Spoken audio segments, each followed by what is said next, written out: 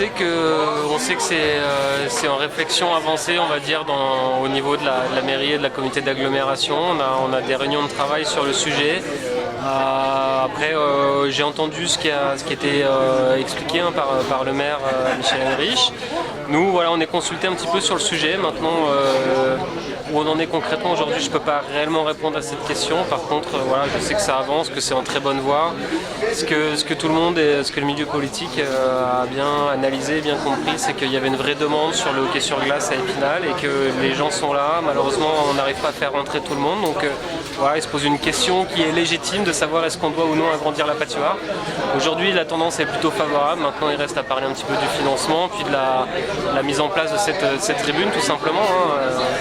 On sait qu'elle serait plutôt cotée en face de la grande tribune. On parle d'une tribune qui pourrait faire 800 places avec tout ce qui est infrastructure à l'intérieur. Donc voilà, ça répondrait à la demande du public, à la demande des sponsors aussi. Ouais, j'en sais pas plus dans les détails malheureusement, mais je sais que ça avance et que c'est entre très bonnes mains en tout cas.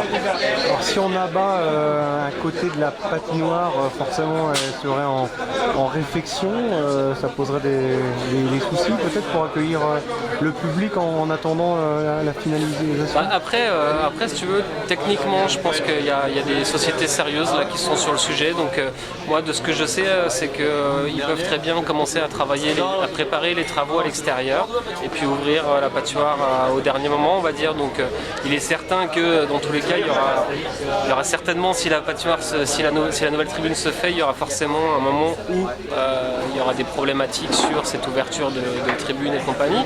Mais je dirais, voilà, s'il faut passer 3-4 mois difficiles, c'est pas grave. Ce qui compte, c'est qu'un jour ou l'autre, on ait une nouvelle tribune ici, puis qu'on puisse vraiment commencer à bosser là le développement économique de ce club-là, parce que sans cette tribune, ça sera compliqué. Et je pense que le hockey fait partie de l'ADN d'Épinal et qu'on se pose cette question de la tribune, c'est une très bonne question. Maintenant, à savoir de faire bien les choses au niveau financier et puis au niveau gestion du bâtiment lui-même. Oui, on parle d'un financement public-privé, c'est ça ? Il y a plusieurs options. Aujourd'hui, il y a cette possibilité-là. Il y a la possibilité aussi de réfléchir peut-être sur laisser peut-être tomber nos subventions et puis les mettre au crédit de l'investissement.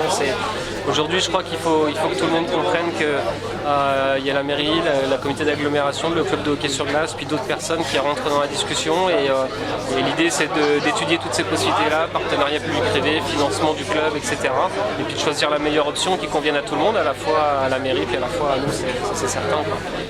Bon, tu parles de développement du club, qu'est-ce que ça apporterait concrètement d'avoir 2500 personnes à chaque match ? Mais en fait, il faut comprendre qu'on a que 3 leviers pour aller chercher des sous dans le club. Le premier, c'est les subventions, puis on sait qu'elles ne sont pas forcément orientées à la hausse. Le deuxième, c'est la billetterie, puis malheureusement, on est à guichet fermé depuis 5 matchs. Et puis le troisième, c'est les sponsors dans un environnement économique qui n'est pas forcément celui de Bordeaux, ou Lyon, etc. Donc la première réponse que je vais te donner, c'est que c'est 800 personnes de plus, fois 15 euros, fois 30 matchs, et ainsi de suite. Donc tout ça, ça fait des sous et ça permet de continuer d'avancer et puis de pouvoir exister dans ce championnat-là. Et le deuxième, c'est surtout de ce côté populaire, à Épinal.